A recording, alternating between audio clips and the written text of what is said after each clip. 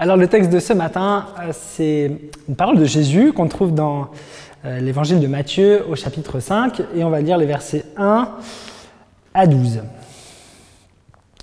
À la vue de ces foules, Jésus monta sur la montagne, il s'assit et ses disciples s'approchèrent de lui. Puis il prit la parole pour les enseigner. Il dit : « Heureux ceux qui reconnaissent leur pauvreté spirituelle, car le royaume des cieux leur appartient. Heureux ceux qui pleurent, car ils seront consolés. Heureux ceux qui sont doux, car ils hériteront de la terre. Heureux ceux qui ont faim et soif de justice, car ils seront rassasiés. Heureux ceux qui font preuve de bonté, car on aura de la bonté pour eux. Heureux ceux qui ont le cœur pur, car ils verront Dieu. Heureux ceux qui procurent la paix, car ils seront appelés fils de Dieu. Heureux ceux qui sont persécutés pour la justice, car le royaume des cieux leur appartient. Heureux serez-vous lorsqu'on vous insultera, qu'on vous persécutera et qu'on dira faussement toutes sortes de mal à cause de moi. Réjouissez-vous et soyez dans l'allégresse, parce que votre récompense sera grande au ciel. En effet, c'est ainsi qu'on a persécuté les prophètes qui vous ont précédés. Amen. Vous l'avez entendu, ce texte parle de bonheur. À 9 reprises, il y a ce mot « heureux ». Heureux, heureux, heureux. En réalité, le bonheur, ce n'est pas un thème très familier de la Bible, voire même presque pas du tout.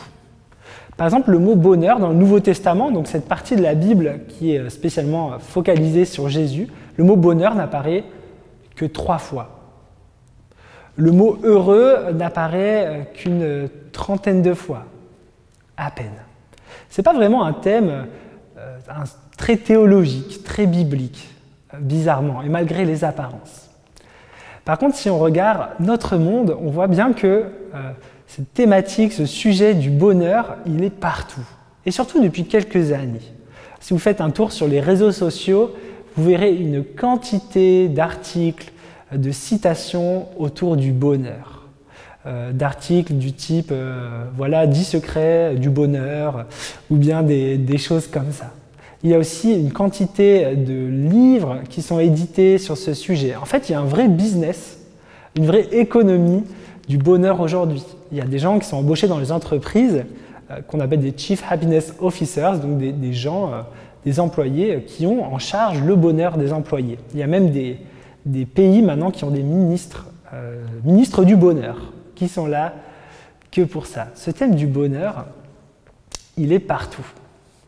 Alors jeudi dernier, avec le groupe des jeunes adultes, on a étudié ce passage sur le bonheur dont nous parle Jésus, et on a essayé un peu de comparer, de voir le contraste qu'il y avait entre ce que Jésus dit du bonheur, dans ce texte qu'on appelle les béatitudes, et ce que la société nous dit du bonheur. Quelles sont les béatitudes du monde? Quelles sont les béatitudes de la société?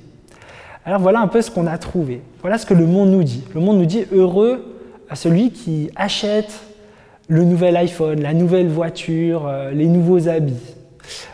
Heureux ceux qui font du sport, mangent 5 fruits et légumes par jour. Heureux ceux qui trouveront la princesse, le prince charmant, qui trouveront l'amour. Heureux ceux qui ont une vie calme, tranquille, que personne ne vient embêter. Heureux ceux qui trouvent la lumière intérieure, ceux qui trouvent l'enfant intérieur et toutes ces choses qu'on cherche à l'intérieur. Voilà, on pourrait continuer encore comme ça. Le monde nous dit beaucoup de choses, prêche beaucoup sur le bonheur. Et on se rend bien compte de l'énorme décalage qu'il y a entre ce que Jésus dit du bonheur et ce que le monde nous en dit. Et le moins qu'on puisse dire, c'est que c'est radicalement différent. D'ailleurs, c'est quand même bizarre parce qu'on n'a jamais autant parlé du bonheur, ça n'a jamais été un terme autant à la mode, et pourtant on n'a jamais vendu aussi autant d'antidépresseurs. Donc peut-être qu'il y a un problème, et peut-être que ça vaut le coup d'écouter cette parole de Jésus. D'abord, avec des mises en garde pour les chrétiens. Parce que notre bonheur, le bonheur, cette quête de bonheur peut très facilement devenir une idole, peut très facilement devenir un faux Dieu. Si on consacre tout notre temps, toute notre énergie à cette quête, à rechercher le bonheur du monde, qui est beaucoup dans la possession, dans la satisfaction personnelle, de ses désirs, de la tranquillité, etc. Si on y consacre toute notre vie, tous nos espoirs, etc., eh bien cette quête du bonheur prend la place de Dieu. Elle devient réellement une idole. Et le problème avec les idoles, c'est que quoi qu'il arrive, elles vont finir par vous décevoir. Elles vont finir par briser votre cœur. Parce que si vous n'arrivez pas à cette quête, si vous n'arrivez pas à être heureux selon les critères du monde, alors qu'est-ce qu'on va se dire? Qu'est-ce que vous allez vous dire? Vous allez vous dire, j'ai raté ma vie. C'est quand même terrible de s'imposer un tel fardeau. Une autre mise en garde pour les chrétiens, c'est une croyance quand même assez répandue de penser que le but de la foi chrétienne, c'est d'être satisfait matériellement. Que si nous sommes des bons chrétiens, alors nous serons toujours contents, Dieu va réaliser tous nos rêves, tous nos désirs, tous nos objectifs. Et là encore, ça nous met quand même un énorme poids sur les épaules parce que si jamais tout ne se passe pas comme je le souhaite, si jamais mes désirs ne sont pas comblés, si jamais je vis dans la pauvreté et pas dans la richesse, alors je vis dans la culpabilité, je vais me dire, mais alors Dieu ne m'aime pas. Alors je suis un mauvais chrétien. Vous imaginez la culpabilité que cela peut engendrer. Jésus n'a jamais promis, et on le voit vraiment très très clairement dans ce passage, Jésus n'a jamais promis à ses disciples, à ceux qui croient en lui, que être chrétien leur garantirait une vie douce, une vie facile, une vie tranquille, et encore moins une vie de richesse matérielle. C'est presque l'inverse, en fait. Ce que Jésus dit à ses disciples, c'est si quelqu'un veut me suivre, qu'il prenne sa croix, qu'il renonce à lui-même et qu'il me suive. Il dit tout de suite après, celui qui veut garder sa vie, celui qui veut gagner sa vie, la perdra. Et celui qui renonce à sa vie, pour moi, la gardera. Et d'ailleurs, Jésus dit ces paroles en réaction à Pierre. Jésus vient d'annoncer sa mort, vient d'annoncer la croix, qu'il va mourir, et Pierre n'est pas du tout d'accord. Pierre lui dit, mais non, tu n'as pas à sacrifier ton bonheur, tu n'as pas à sacrifier ton confort, tu n'as pas à mourir sur la croix, tu n'as pas à souffrir, tu n'as pas à être rejeté. Et Jésus lui a répondu, hors de ma vue, Satan, tes paroles ne sont pas celles de Dieu, mais celles des hommes. En fait, cette quête du bonheur telle qu'on l'a vu de notre monde, elle a quelque chose de satanique. C'est toujours une quête dangereuse parce que c'est une quête qui, très souvent, nous tourne uniquement vers nous-mêmes. C'est une quête égoïste, de la satisfaction permanente. Jésus, sur la croix, il était tout sauf heureux selon les critères de notre monde. Il a souffert, il a vraiment souffert. Il était seul, il a hurlé de douleur, il a été rejeté, moqué. Mais à ce moment-là, il faisait ce qu'il avait à faire. Il savait que sa place était là et pas ailleurs. Il savait que c'était sa mission. Et c'est de ça dont parle ce texte, le texte de ce matin des Béatitudes, de notre mission de chrétien. Et d'ailleurs, on l'a vu au début du texte, cet enseignement vise spécialement les disciples. Et Jésus va dire à ses disciples, voilà de quel bonheur vous allez vivre désormais.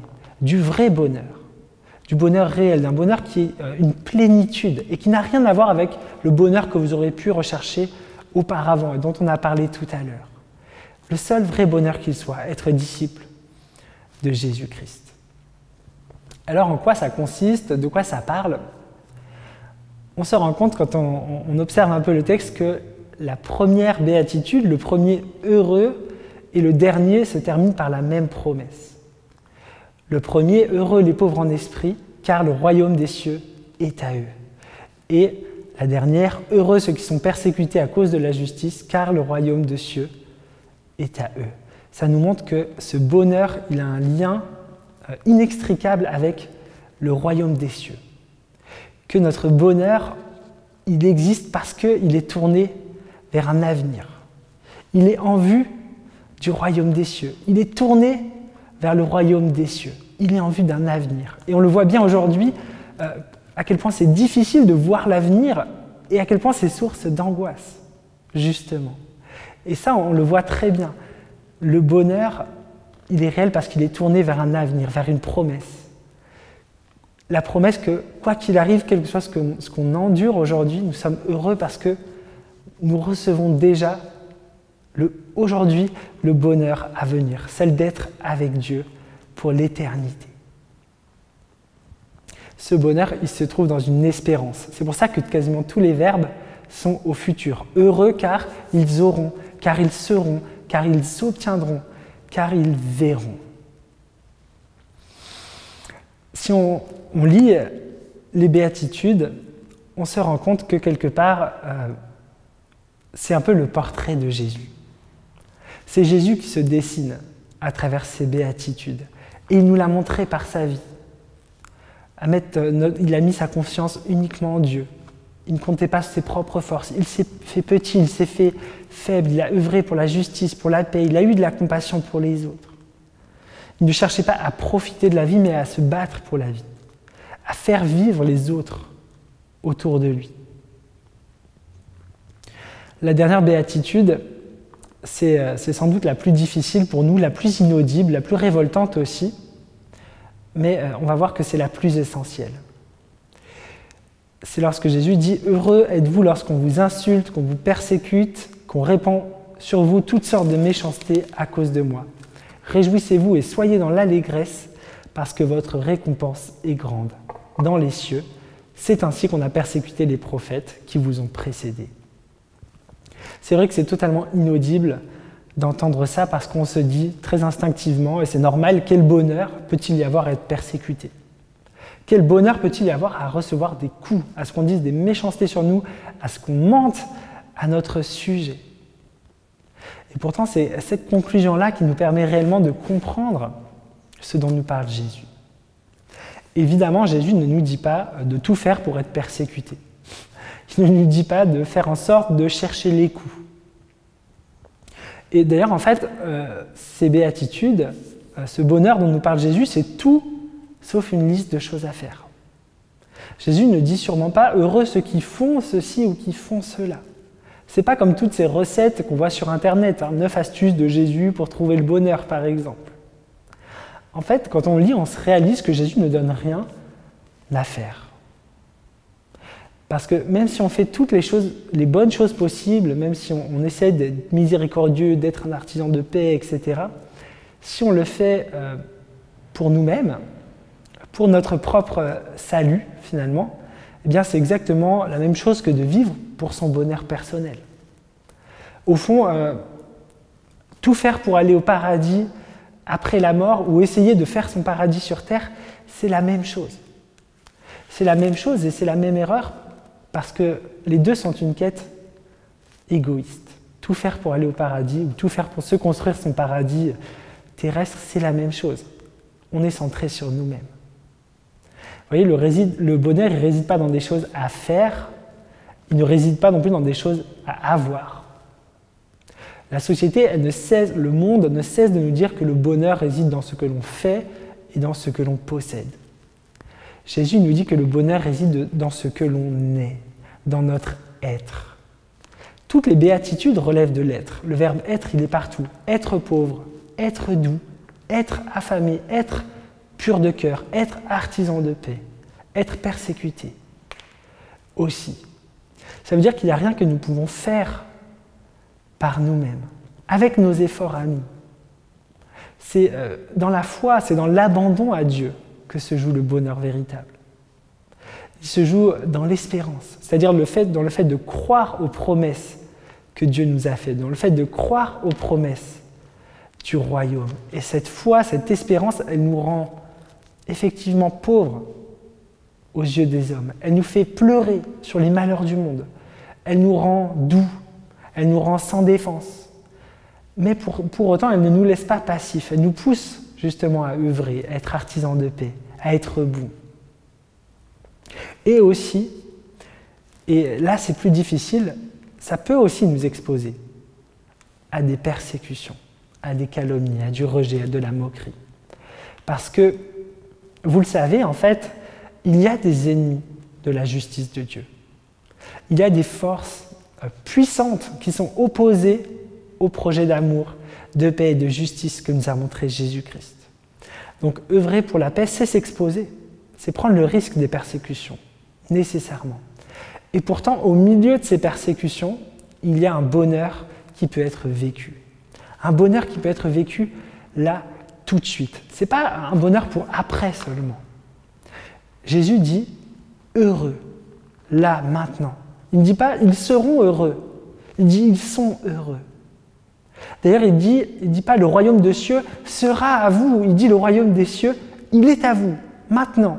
Le verbe est au présent. Nous pouvons entrer, vivre la joie du royaume de Dieu maintenant, dans notre existence, malgré la souffrance.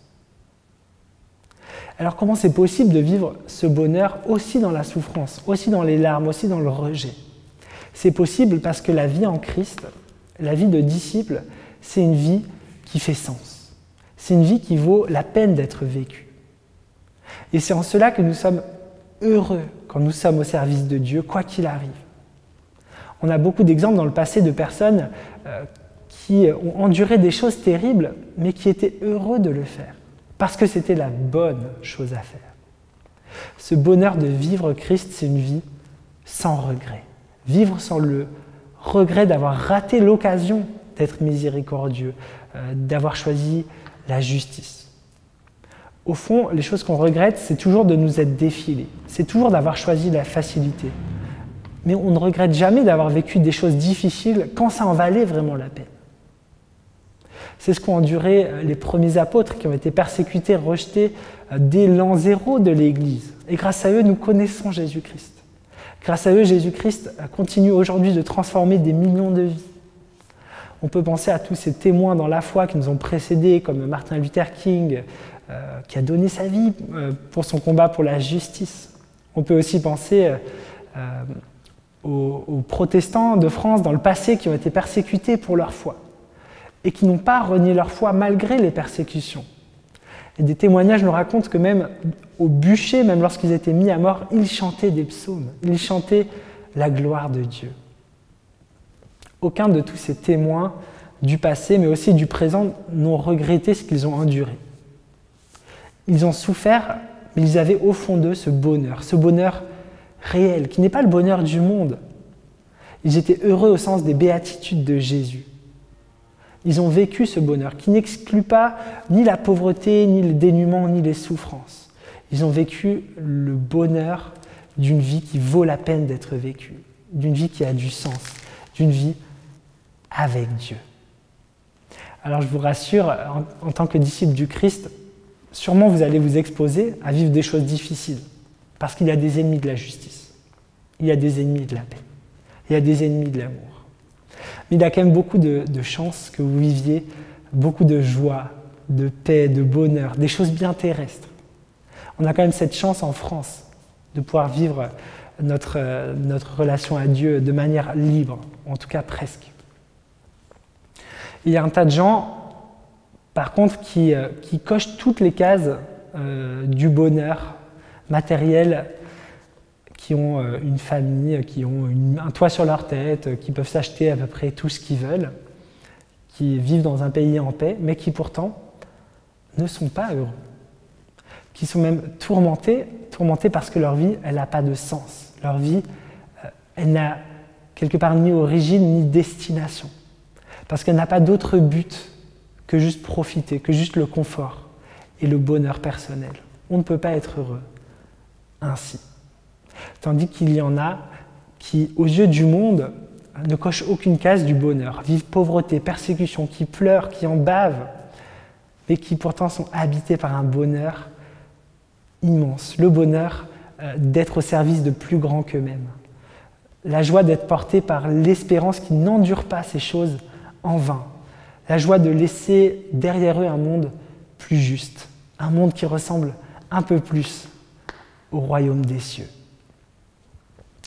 Alors si vous voulez être heureux, je vous donne cette dernière parole, c'est une parole de Jésus. Cherchez d'abord le royaume de Dieu et sa justice, et toutes choses vous seront données en plus. Alléluia. Amen.